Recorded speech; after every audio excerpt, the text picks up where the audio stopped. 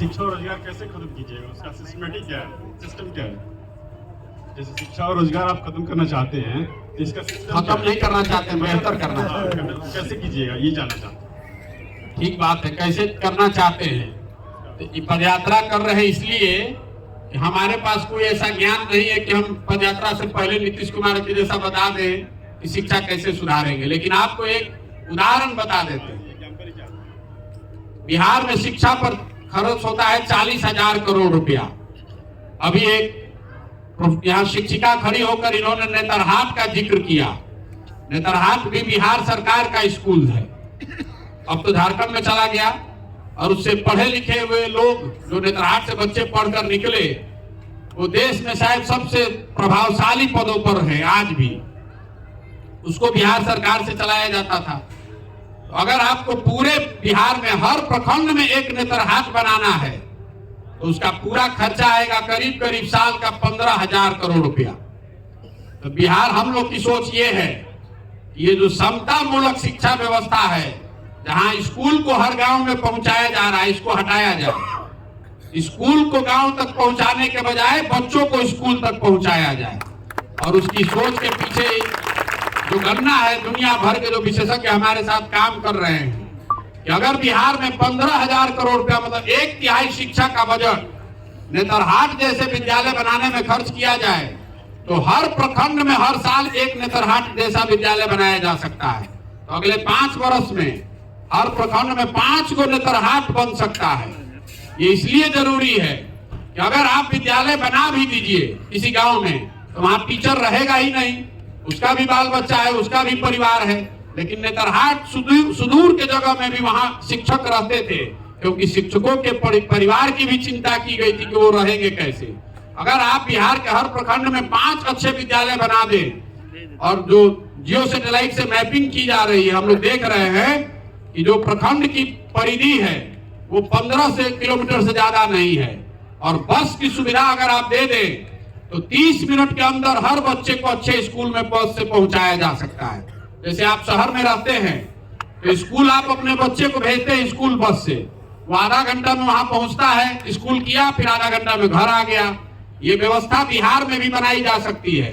5 वर्ष में अगर हर साल अगर एक विद्यालय भी हम लोग बनाएं प्रखंड में, तो अगले 5 वर्ष में हर गांव को 30 मिनट, हर गांव के बच्चे को 30 मिनट में एक नेतरहाट जैसे विद्यालय में पहुंचाया जा सकता है। ये सोच है। अब एक दिन में तो होगा नहीं। मान लीजिए आप ये सोचे कि एक दिन में काहे नहीं होगा। ये बात सिर्फ पैसे की नहीं है। अगर आप पैसा ला भी कहीं से ले भी आइए तो भी इतने अच्छे शिक्षक कहां से आएंगे। शिक्षक तैयार करने में तो आपको 3 वर्ष, 4 वर्ष, 5 वर्ष लगेगा। तो इसको धीरे धीरे ही किया जा सकता है।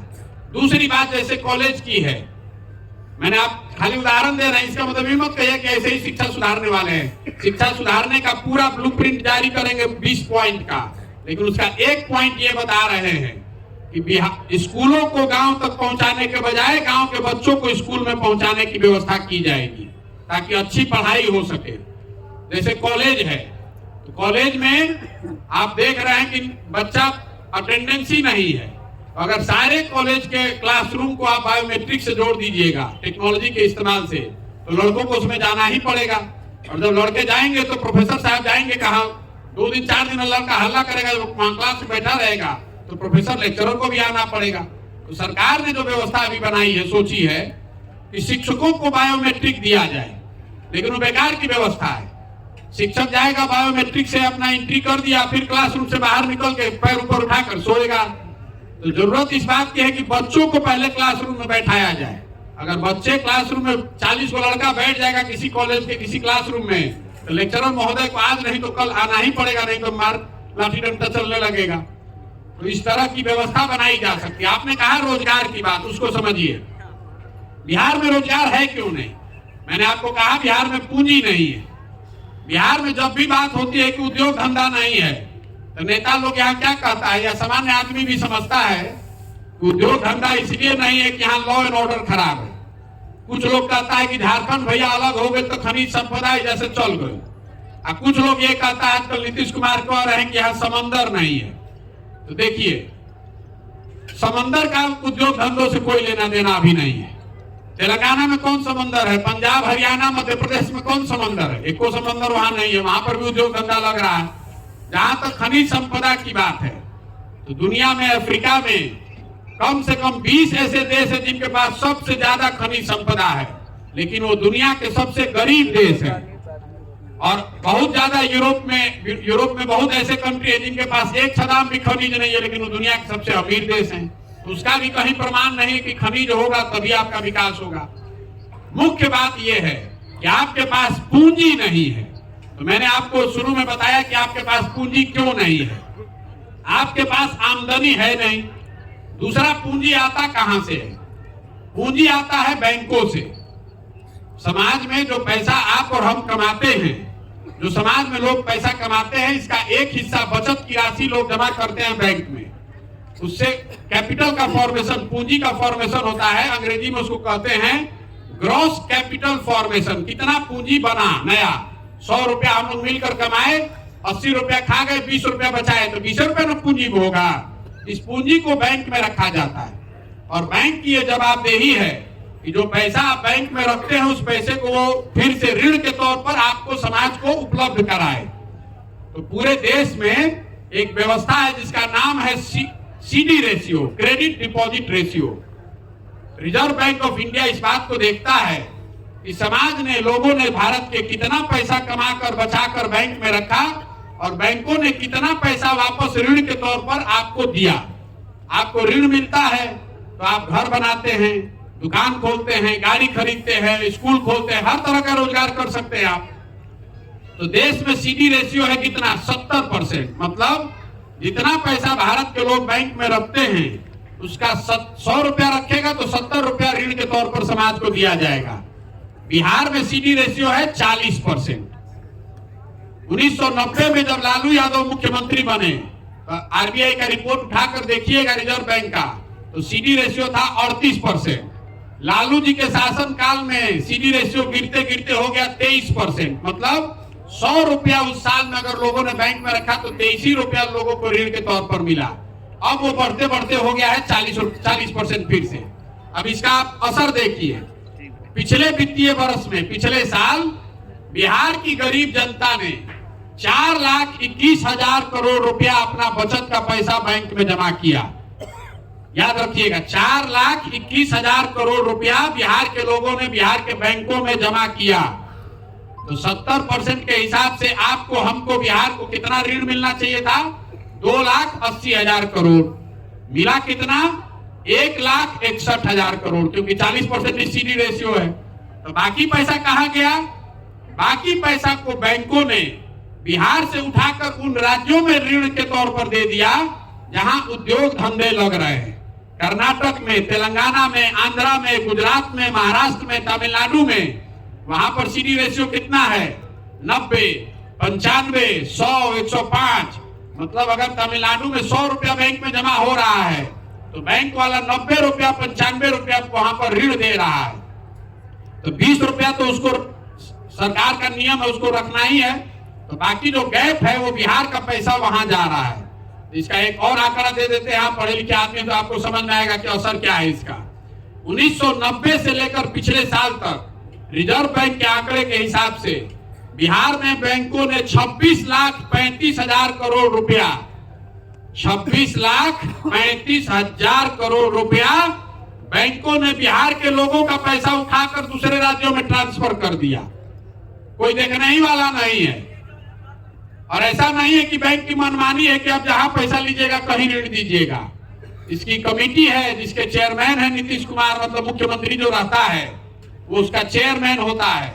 वो कमेटी में नीतीश कुमार जैसे शिक्षा सुधारने के लिए टीचर को कह रहे हैं शिक्षा नहीं सुधर रही है, वैसे ही कमेटी में जाकर मुख्यमंत्री कह रहे हैं कि सीडी रेशियो सुधारिए, बैंक वाला सुनिए नहीं रहा है।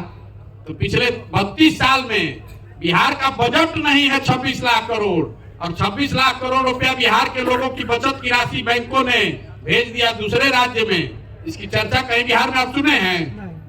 कहीं कोई बात किया है? कोई मंत्री, कोई विधायक, कोई संवाददाता, कोई टीका टिप्पणी करने वाला आदमी उसको पता ही नहीं है। आपको एक और हंसने वाला एग्जाम्पल बता, उदाहरण दे देते हैं। अभी एगो सेमीकंडक्टर का फैक्ट्री लग रहा है गुजरात में, आप लोग न्यूज में पढ़े होंगे। पहले ये फैक्ट्री लगने वाली थी महाराष्ट्र में, तो केंद्र सरकार के दबाव में ऐसा लोगों ने इल्जाम लगाया कि केंद्र सरकार के दबाव में उस फैक्ट्री को महाराष्ट्र से शिफ्ट किया जा रहा है गुजरात में। बहुत बड़ी फैक्ट्री होती है सेमीकंडक्टर की, उसको लगाने में खर्चा लगेगा 1,50,000 करोड़, $20 बिलियन। मतलब जितना में हर 300 चीनी मिल लग जाए, इतना पैसा एक फैक्ट्री लगाने में लगेगा 1,50,000 करोड़। तो महाराष्ट्र में बड़ा हंगामा होगा कि भाई ये फैक्ट्री लगना था महाराष्ट्र में, इसको गुजरात में काहे ले गया। तो हम यहाँ बिहार में कह रहे हैं कि लगाने वाला कौन आदमी है? अनिल अग्रवाल, जो बिहार के हैं। उस फैक्ट्री में काम कौन करेगा? 20% से ज्यादा इंजीनियर बिहार के होंगे। बिहार में आप चर्चा सुने हैं कि सेमीकंडक्टर का फैक्ट्रियों कभी लग सकता है? कभी लगेगा नहीं, इतना आसान नहीं है। लेकिन इसकी चर्चा भी नहीं है। क्यों नहीं है? कि आप, मैं अभी कैमरे पर कह रहा हूं इस बात को, पूरे कैबिनेट को बैठा दीजिए, पूरा मंत्री परिषद को बैठा दीजिए, नीतीश कुमार इंक्लूडेड, जिसको हम लोग पढ़ा लिखा इंजीनियर मानते हैं। अगर वो सेमीकंडक्टर होता क्या है ये बता दे, तो आप जो कहिएगा हम जूता लेकर अपने सर पर घूम जाए। जब उसको पता ही नहीं कि सेमीकंडक्टर होता क्या है, तो फैक्ट्री क्या लगवाएगा? घंटा। तो बिहार में नेता के बा जो शर्ट के ऊपर से गंजी पहन ले वही नेता बा। जो जितना मूर्ख है वही हम लोग के नजर में जमीनी नेता है। बिहार में नेता मतलब इसको भाषा का ज्ञान नहीं होना चाहिए, वो आदमी पढ़ा लिखा नहीं होना चाहिए, उसको बेवकूफ होना चाहिए, उसको बोलने नहीं आना चाहिए, उसको खड़ा होने नहीं। आदमी कहता है ये चली हम बिहार में ये जमीनी नेता बा। कोई बढ़िया पढ़ा लिखा जीत आदमी पहले ही कहता अरे ना चली हम बिहार में। आप मूर्खों को ही बैठाए हुए हैं। अगर आप मूर्खों को ही बैठाइएगा अपना राजा बना के, तो आपकी दुर्दशा नहीं होगी। तो क्या होगा? इसीलिए कभी ग्रीस के बड़े दार्शनिक थे प्लेटो, उन्होंने कहा कि if you do not participate in democracy be ready to be ruled by your inferiors. मतलब अगर आप लोकतंत्र में भागीदार नहीं बनिएगा तो इस बात के लिए तैयार रहिए कि कोई मूर्ख आदमी आपका राजा बनकर आप पर शासन करेगा। वही दशा है बिहार की। जितने पढ़े लिखे समझदार लोग हैं वो सब पॉलिटिक्स राजनीति छोड़कर भाग गया, तो जो बच गए वो सब मूर्खे बचा हुआ है। तो रोजगार और शिक्षा कहां से आएगा? जिया हो बिहार के लाला, हर जिया तू 1000 साल।